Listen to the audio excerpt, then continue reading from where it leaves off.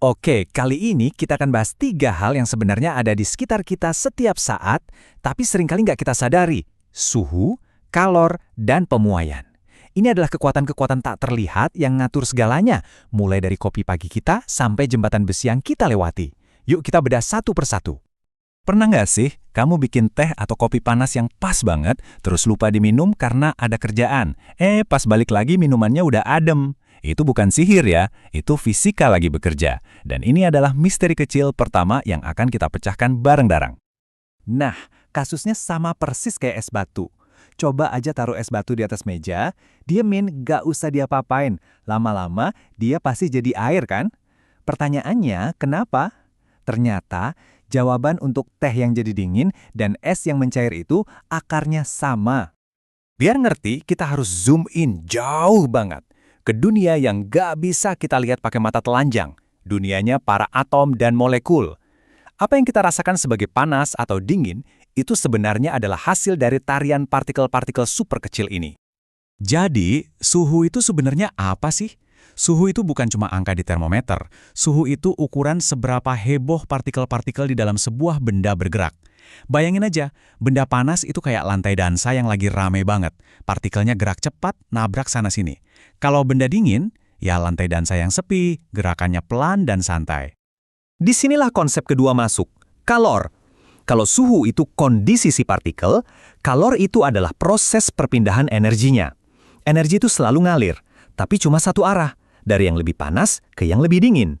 Makanya teh panas kamu nggak sekedar jadi dingin, tapi teh itu memberikan energi panasnya ke udara di sekitarnya yang lebih dingin.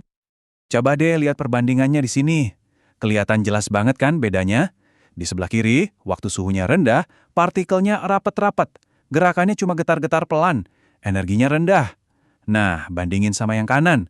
Suhunya tinggi, partikelnya langsung brutal gerakannya, cepat dan saling menjauh. Penuh energi. Itulah inti perbedaannya. Oke, ngerasain panas dan dingin itu gampang.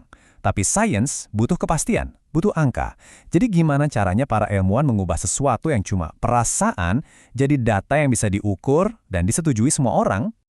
Masalahnya gini, indera peraba kita itu nggak bisa diandelin. Gampang banget dibohongin. Coba deh bayangin, satu tangan kamu masukin ke air es, satunya lagi ke air hangat. Abis itu masukin dua-duanya ke air biasa. Anehnya, tangan yang tadinya kedinginan bakal ngerasa air itu hangat, sementara tangan yang kepanasan bakal ngerasa air itu dingin. Nah loh, bingung kan? Makanya kita butuh alat ukur yang objektif. Solusinya jenius banget. Para ilmuwan pakai patokan yang pasti dari alam, air.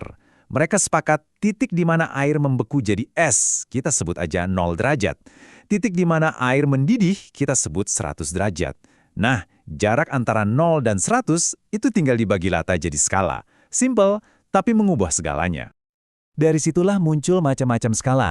Yang paling kita kenal ya Celsius. Di beberapa negara lain ada Fahrenheit. Tapi kalau di dunia sains, yang jadi rajanya itu Kelvin. Intinya, mereka semua pakai patokan alam yang sama. Kapan air membeku dan kapan air mendidih. Sekarang kita balik lagi ke tarian partikel tadi. Waktu partikel-partikel itu dapat energi dan gerakannya makin heboh, mereka kan butuh ruang lebih.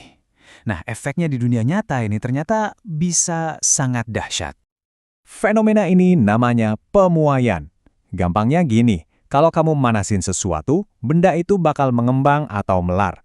Kenapa? Ya karena partikel-partikel yang makin energik tadi saling dorong-dorongan, bikin keseluruhan bendanya jadi sedikit lebih besar.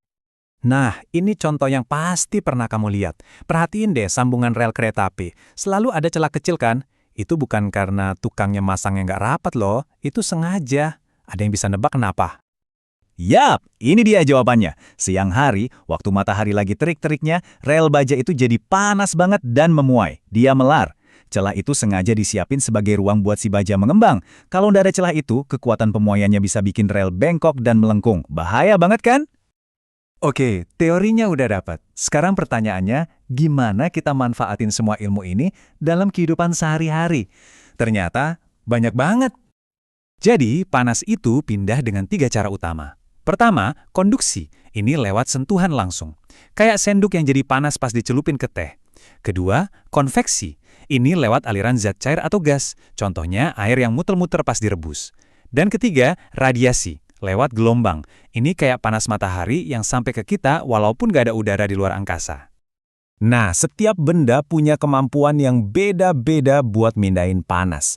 Ada yang jago banget, namanya konduktor, contohnya logam. Makanya panci masak dibuat dari logam, biar panasnya cepat nyebar. Tapi ada juga yang payah banget, namanya isolator, contohnya kayu atau plastik. Makanya gagang panci dibuat dari plastik supaya kita bisa pegang tanpa kepanasan. Dan percaya nggak, kita udah ngerti cara kerja beginian dari dulu banget. Kulkas pertama itu ternyata dibuat tahun 1748, jauh sebelum ada listrik. Prinsip kulkas itu sebenarnya bukan menciptakan dingin, tapi memindahkan panas. Dia menyedot panas dari dalam dan membuangnya keluar. Keren kan? Oke, buat penutup, kita main jadi insinyur yuk. Tugas kamu bikin wadah supaya es krim awet beku di tengah hari yang panas. Kira-kira bahan apa yang bakal kamu pakai? Gimana caranya kamu ngelawan si konduksi, konveksi, dan radiasi? Jawabannya ada di semua yang baru aja kita bahas. Coba deh dipikirin. Sampai ketemu lagi di pembahasan berikutnya.